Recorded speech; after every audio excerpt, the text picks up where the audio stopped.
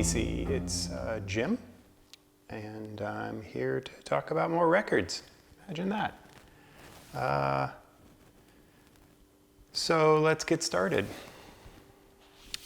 The first record up is Chai from this year, 2021.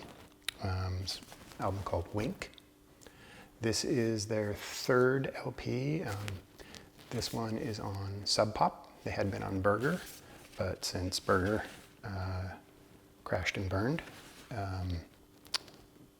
there is no more Burger, so they're on Sub Pop now. This LP is a little bit different than their previous two, really. It's a little smoother, a little bit more polished. They're sort of an electropop, synth pop band from Nagoya, Japan. And I've always really liked their music. And this one's kind of a departure. It's more, I don't know, more kind of smooth, almost R&B influenced. Definitely has a lot more of the sort of Gorillaz kind of feel to it. Their previous records were a little bit more kind of energetic and I don't know, this one's really kind of chill and laid back. This is the insert. Say lyrics. My left arm is still a little wonky. I had shoulder surgery a few weeks back. And then the LP is on, I don't know what you'd call this, but when I look at it, it reminds me of that foam that goes underneath shag carpeting. So it's that color, whatever color that is. But yeah, I really dig this record. You should check it out.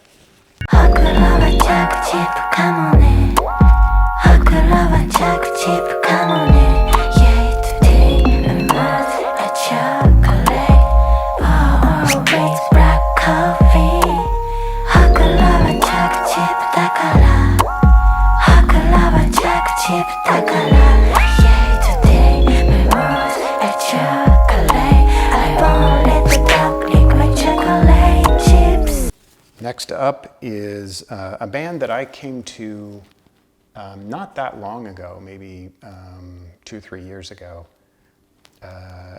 And I wish that I'd known them for longer because pretty amazing. It's Melt Banana. This is their 2013 release, Fetch. And they're out of, I believe, Tokyo, Japan. Noise, grindcore, noisecore, I don't know how else you describe them. They're kind of experimental. This record is stripped back band-wise from their earlier records. They started kind of as a duo, and then kind of built up a band through pretty much their whole career. They started in the early 90s, 92, 93, around there. And by the time this was being recorded in 2012, 2013, they had stripped back to a two-piece. And I think that's how they're performing now. In fact, I was wondering whether they were even still together because they hadn't made a release since 2013. And so I just did some poking around just before this and discovered that they are touring and that they will be here in California in February. And I'm debating whether I'm ready to go to shows yet. I'm not really sure yet if I'm ready to go out and be packed in with a bunch of other sweaty people. Anyways, this is on, I think it's their own label, AZAP. I don't think AZAP is their label. Maybe that is. Yeah, AZAP is the band's label. The weird thing about getting a hold of this on vinyl was this is a release that was, this is a US release. This is manufactured in San Francisco, and it's a Japanese band, and I had to buy it from France. So that seems pretty messed up to me that, that this was manufactured a few miles from me, and I had to get it from France. So, black, custom label. And then, sorry, I'm a little slow, a little gimpy right now.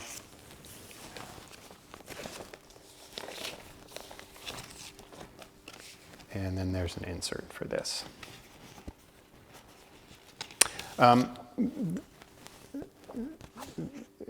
The band is, I don't even know how to say, intense, but in some ways, like, it's got a lot of raw kind of punk energy, really fast, kind of blistering guitars, and really in-your-face vocals, but she's got, you know, almost I don't know, kind of a Japanese kawaii voice, a cute voice, but it's really, really intense and really fast and in your face. She sings in English. It's not her language. She just likes the way it sounds. And it's kind of buried in the mix as well, but still is right on top of you. And it's really almost joyful in the way that it's just like right in your face. I don't know. It's great stuff. It's you know, not everybody is into noise rock, and you should check it out. It's really good.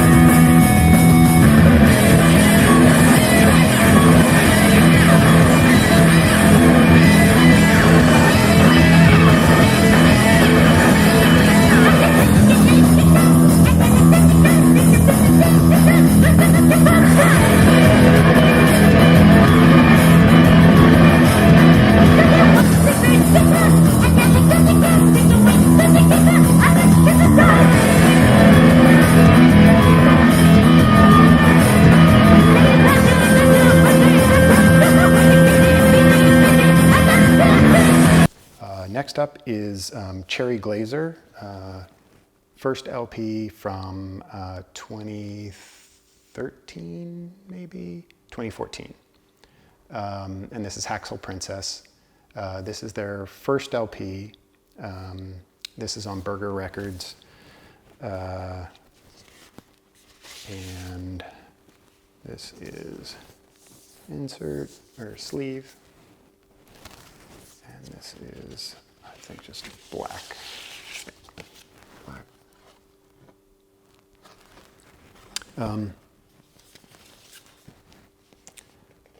Good band. I really like Cherry Glazerr. Their first release, I think, is a little more rough. They've gotten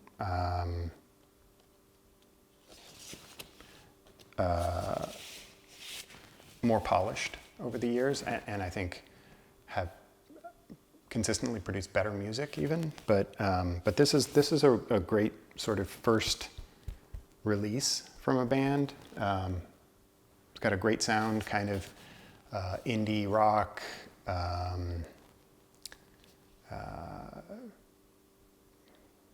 yeah. Don't have a lot of adjectives for the band. Fun, lightweight in a lot of ways, but, you know, quirky and melodic. It's good. All the stars are swimming in a bathtub, up above, up above, up above.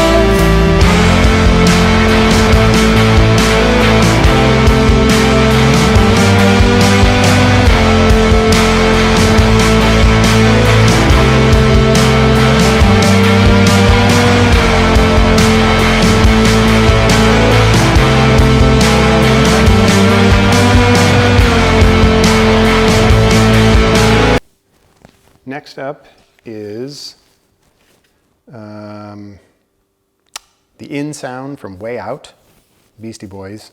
This is an instrumental collection from 1996.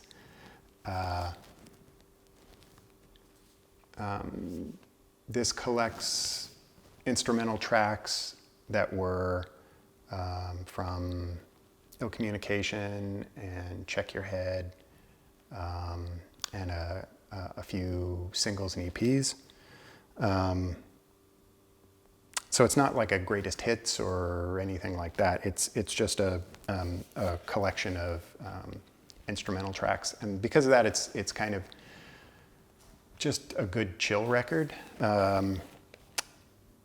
This cover, this was something I discovered recently. I didn't know this. This cover and the title are taken actually from a 1966 release from Perry Kingsley. It was an LP called The In Sound from Way Out, and the cover looks almost identical. This is a total take on the cover, which was like a kind of early electronic, glitchy, space sound kind of record. I think it's a record that gets sampled a lot, but it's pretty cheesy, and you know, it's a perfect '60s record. But I didn't realize that the title was taken directly from that. So this is on Grand Royal, Capitol. Black. This is 180 gram release, 2020 maybe. Yeah, just nice chill record.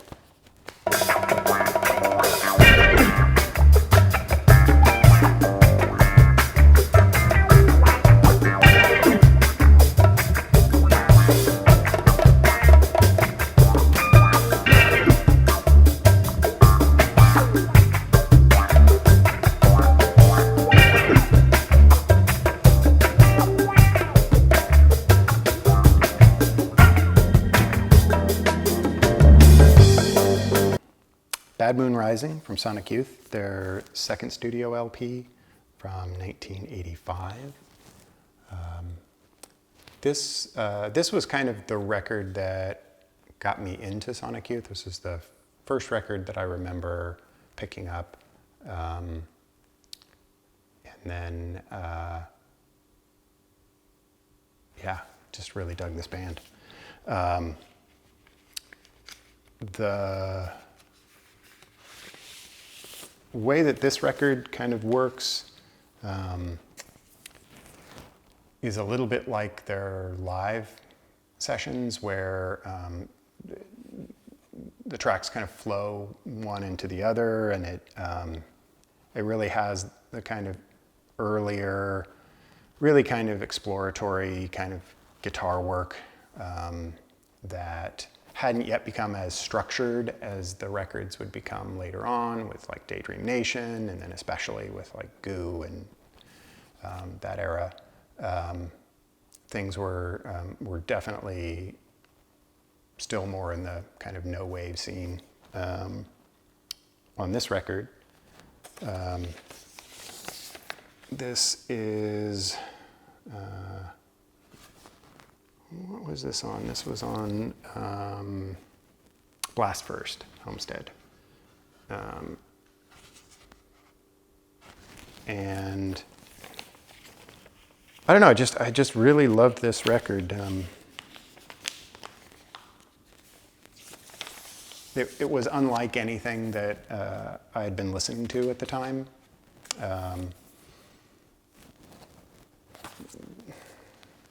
They kind of really defined a sound in the 80s. Yeah, and their second LP, or sorry, their third LP, Evil, came out in 1986. And this one at the time I didn't really connect to as much, and I still don't. It always, at the time, I kind of felt like it was less interesting than the previous record at the time. And then when their fourth LP came out, Sister, that one really grabbed me, and that's still probably my favorite Sonic Youth album. So Evil kind of sits floating in this kind of nebulous world between Bad Moon Rising and Sister. This was on SST, I believe, and I think it was it their only? It might have been their only record on SST. I don't think that lasted very long.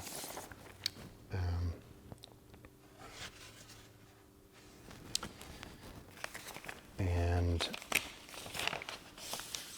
yeah, it's a good record. I enjoy listening to it on occasion, but and I still have to have it because it's that early period of Sonic Youth that I really connect to. But yeah, my Sister is probably my real go-to.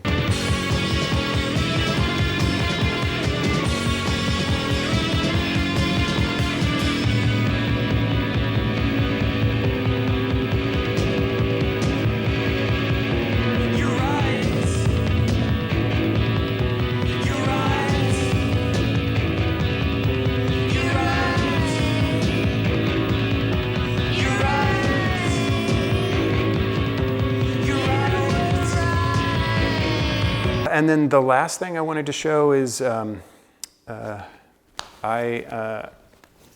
like Sade. I believe it's actually Sade. I think one of the record companies sent out something in the 80s saying that it was pronounced Sade. And I think that stuck in my head for way too long, but I think it's Sade. Something that I didn't know about Sade was the fact that that's actually the band name. I didn't know that until just recently.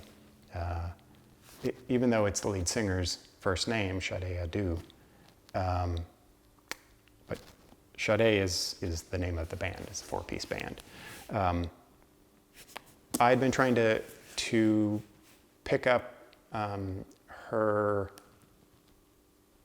I had the first three records. They're easy to pick up from the 80s.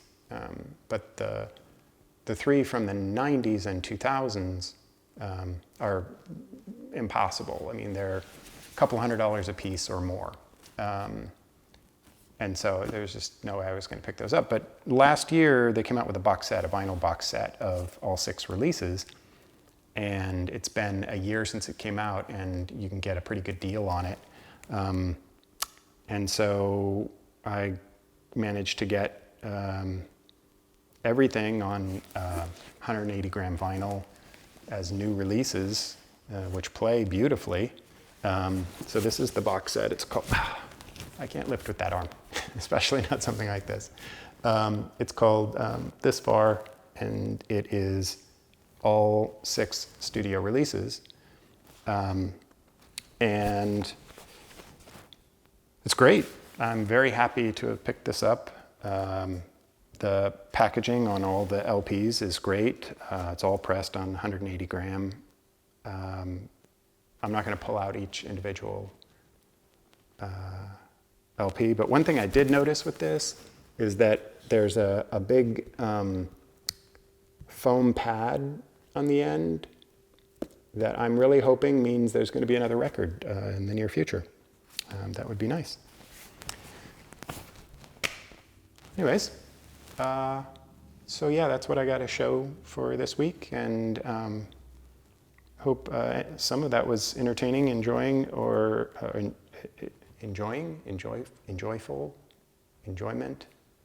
enjoyable. Hope that was enjoyable. Yeah, and I will be back again and talk about more of this stuff, and hopefully some of it's new and interesting to you. Thank you for watching. Take care.